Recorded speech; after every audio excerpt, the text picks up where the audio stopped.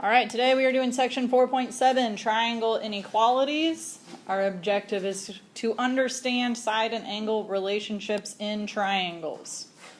So for the most part, we've been focusing on either the angles or the sides. Today we're going to talk about them together also.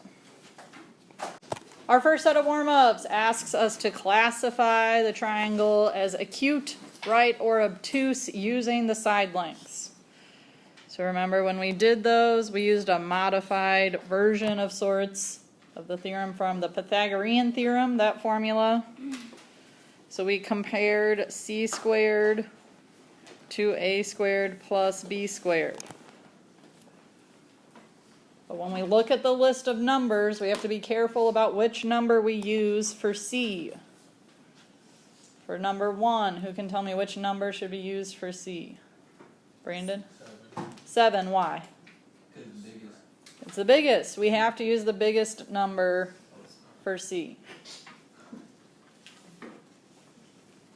Okay, so we plug in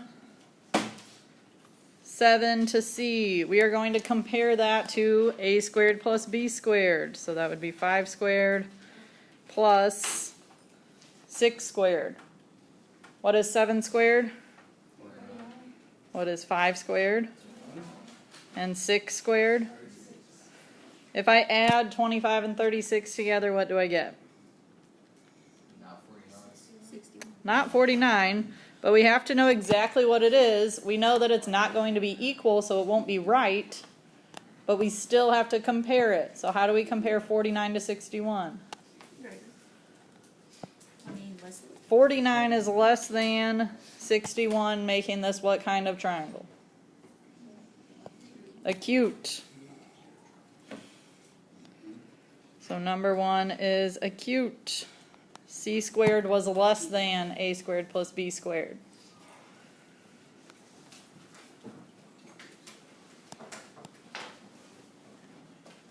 All right, I'll give you a minute to work on 2 and 3 before we go over the answers. We'll follow the same steps. You're going to compare c squared to a squared plus b squared. Number 2, we should have gotten that it is obtuse. I believe in the end you would have been comparing 196 to 164. 196 is greater than 164. That's how we came up with obtuse. Somebody else raise their hand and tell me what they got for number 3. Angel? Right. I would agree with that. We should have gotten that 625 is equal to 625. Questions about 1, 2, and 3? All right, on the next section, we have the centroid problems. We are asked to find the lengths of certain segments. So we know C is the centroid. That's where the medians meet each other. C is the centroid. That's where the medians meet. In this problem, we are told the whole length of Z to W, that entire median, has a length of 21. We are asked to find the 2 smaller segments that make up ZW, so ZC and CW. Who remembers which fraction we use on a lot of centroid problems? David? 2/3. 2/3. The longer portion, so from the vertex or the corner to the centroid, in this case it's ZC, that's going to be equal to 2/3 the length of the entire median, which this time is 21. Is this review? This is review. I thought you don't do it. You do this outside. I thought you do this inside. This is the segment that's inside. It's not along an edge of the triangle. When we're working with the edges, we have to use the fact that these are midpoints along the edges, but we're inside of the triangle, that's a median. If we are taking 2/3 of 21, it's like multiplying by 2 and dividing by 3. Did anybody come up with it? 14. So that means ZC has a length of 14. There are a few different ways we could then find the length of CW. Does anyone remember one of those ways? Brandon? Divide this bigger piece by 2, and that'll give us the smaller piece. So that would be 7. These 2 pieces should add up to the whole thing. So the other way to do it is to take 21 minus 14. That would also give us 7. On the bottom problem, we are still told that C is a centroid. This time we are given the length of CW, so that small piece of the median. We are told that that has a length of 8. We are asked to find the larger piece of the median and the whole median. So hopefully we remember the easy way to do this is that the larger piece of it is going to be twice as large as the small piece.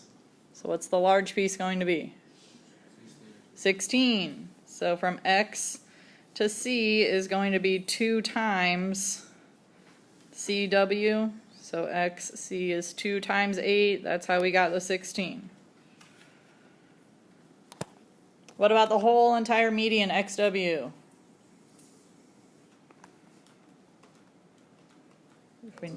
24. We know the larger piece is 16, the smaller piece is 8.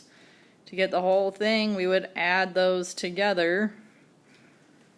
8 plus 16 is going to give us 24. All right, we're going to jump into today's notes. We've got some more theorems. All right, these 2 theorems are really wordy ways of stating the fact that in a triangle, the smallest angle will always be across from or opposite the shortest side, and the biggest angle will always be across from the longest side, and vice versa. Longest side across from biggest angle, shortest side across from smallest angle. That's all these theorems are saying. They work in both directions. So if you know all of the sides, you could order the angles from biggest to smallest or smallest to biggest. If you know all of the sides, or you know all the angles, you could go the other way. So if you know one, you can order the other ones, even if you can't find their exact measures. So these 2 triangles at the very bottom of this slide correspond to the 2 triangles at the very bottom of that front side of notes, where it says the largest angle is across from the longest side, smallest angle across from shortest side. On our first set of examples, we are asked to name the smallest angle and the largest angle of each triangle. I'll give you a moment to copy those down, and we'll go through the answers real quick. All right, who can raise their hand and tell me the smallest angle on example 1? Somebody I have not heard from. Remember, the smallest angle will be across from the smallest side. Because angle F is across from the shortest side, angle F is the smallest angle. Who can raise their hand and identify the largest angle? Kiatha. E. No, E.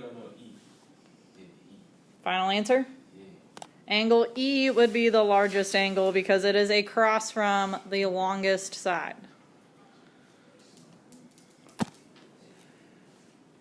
New volunteers for example 2. I need the smallest angle first.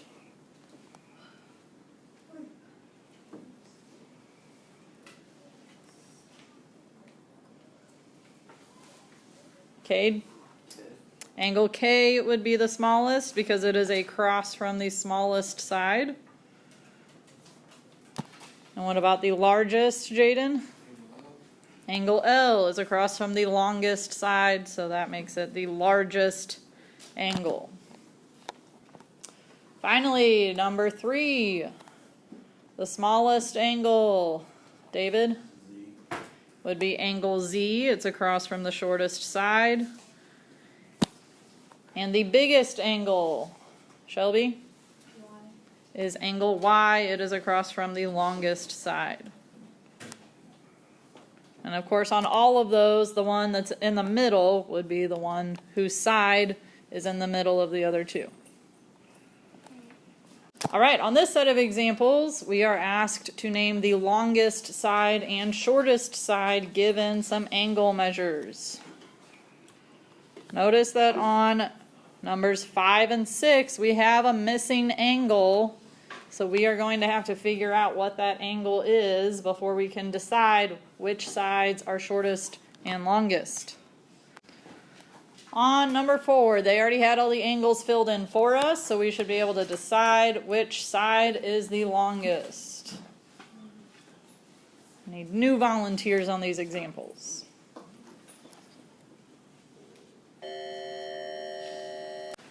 So the biggest angle is angle E. The side across from it is DF. Remember, when we name a side, it is a segment. So we need to put the segment bar over the top of it. What about the shortest side? I need somebody new to raise their hand and volunteer to help us out.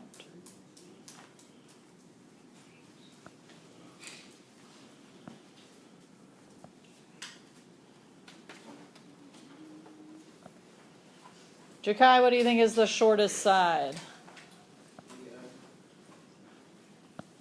EF is across from 40 degrees. Is 40 degrees the smallest angle? No. So which side should be the shortest?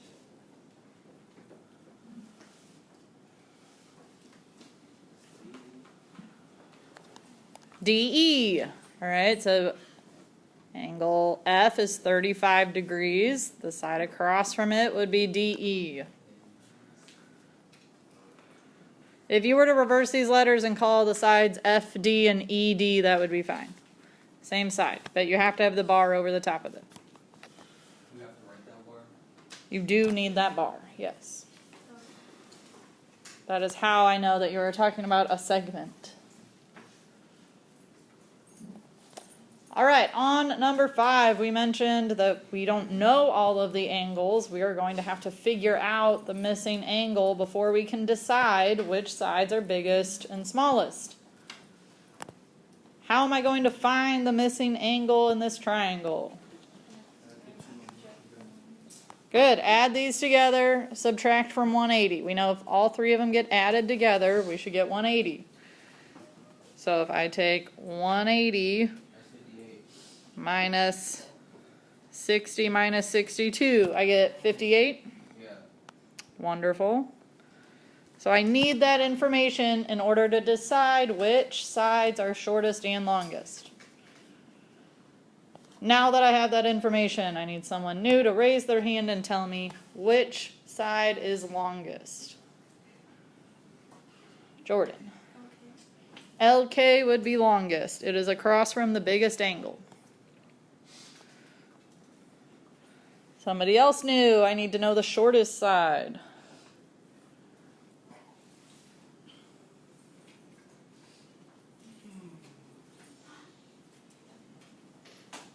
I need new volunteers. People I have not heard from yet today. Mariah, are you raising your hand? Martez? KJ? Is KJ across from the smallest angle? JL. Okay, so KJ is across from the one in between. 58 is our smallest angle, so the one across from that is JL.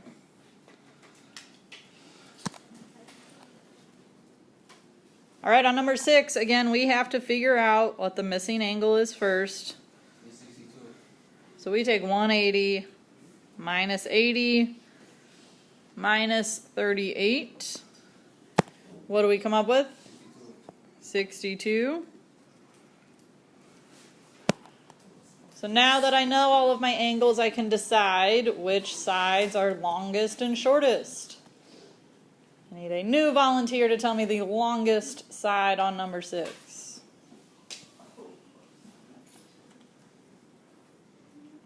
or I'll start picking on people. Mariah, what's the longest side? Y what? YZ is the longest side. It is across from the biggest angle. And what about our shortest side?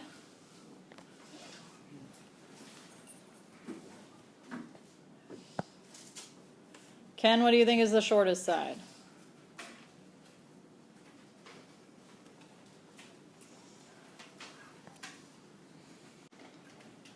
The shortest side would be XY because it is across from the smallest angle. Notice that on these, we are asked to list the angles from largest to smallest. So you don't necessarily have to label largest and smallest like we did last time unless you want to, but you have to list all 3 angles for each problem. Starting with the largest, going towards the smallest. Same thing with the sides. List the longest one first, then the second longest, then the shortest.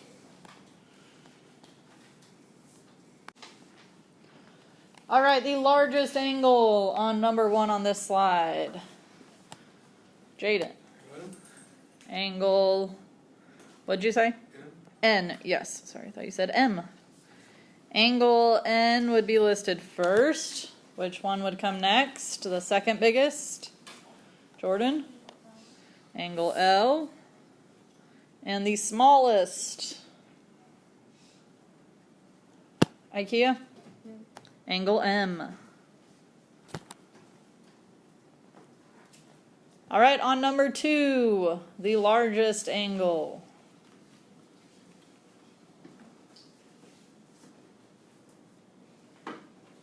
Ken?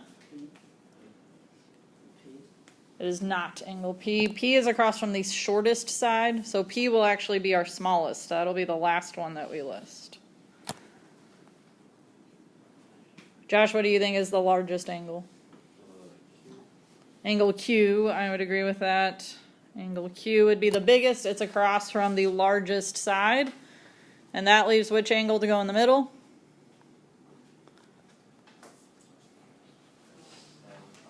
Angle R. All right, on example 3, the largest angle.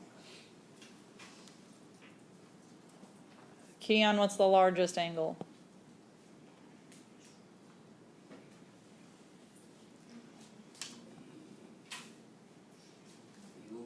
Angle U, it is across from the longest side, so it is the largest angle.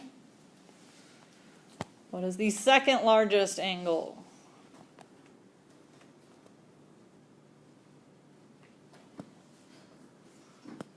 Angel A, what's the second largest angle? Angle S. And that leaves which one to be the smallest? Jaden? Angle T.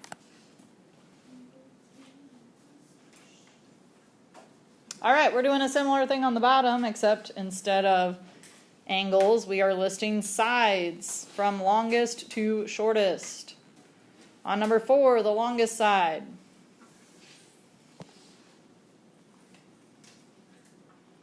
Brandon? HG. Remember, we would put the bar over it. HG is the longest. What about the second longest? Connor, what do you think is the second longest side? HJ is across from our smallest angle. So HJ is going to be the smallest side.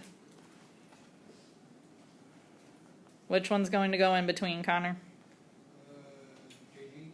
JG would go in between. If it helps, you can do just the largest, the smallest, and then fill in the middle one with whichever side is left. That's another option of approaching these problems. Number 5, my longest side.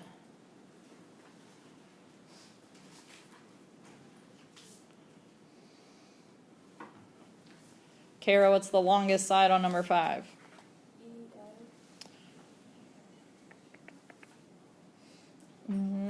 Let's see. I think EF's going to go in the middle. EF will be in the middle. It's across from the second biggest angle. What's across from angle F, that big angle, 78?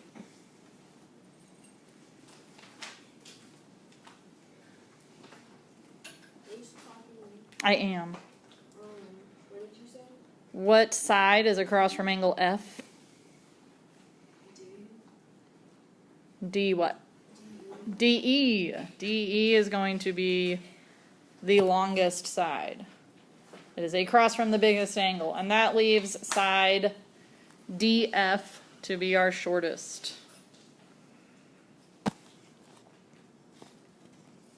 All right, number 6, the longest side. Sydney, what do you think is the longest side on example 6? Side AC, I would agree with that. It's across from the biggest angle. The next longest side,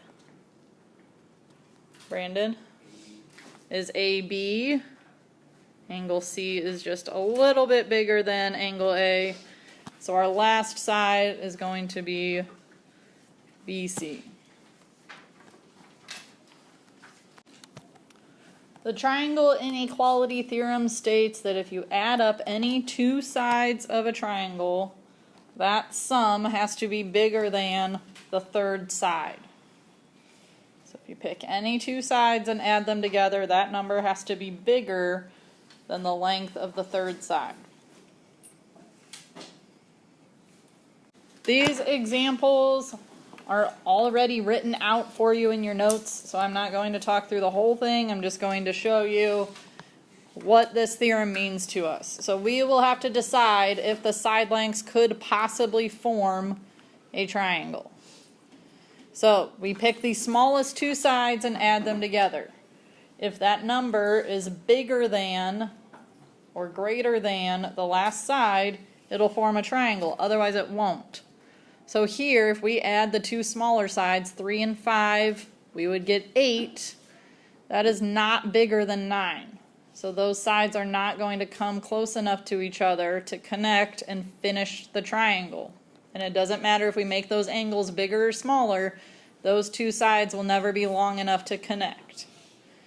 Even if we use 3 and 5 with 8, they're still not going to be quite long enough to connect. 3 plus 5 equals 8, but it's not bigger than 8, so it's not going to work out. However, if we use 3, 5, and 7, 3 plus 5 is 8, 8 is bigger than 7, these ones will make a triangle. Okay. All right. Let's work on some examples together. You need to jot down the side lengths that we're working with. You don't have to draw triangles on these. So we are going to add the two smaller sides together and decide if it makes a triangle based on if that sum is bigger than the last side or not.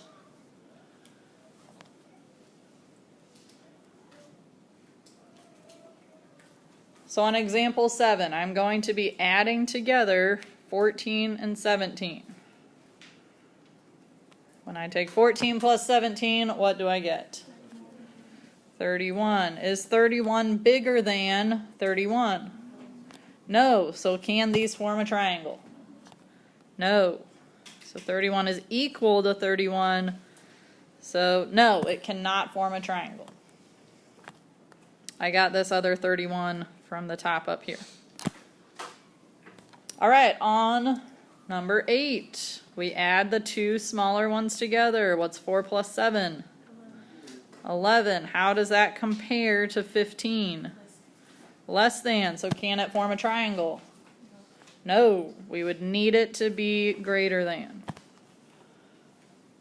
On number 9, we take 9 plus 17. What do we get? 26. How does 26 compare to 23? It is greater than. Could this be a triangle? Yes. Okay, and with the explanation having these equality or inequality statements, that's enough of an explanation for me.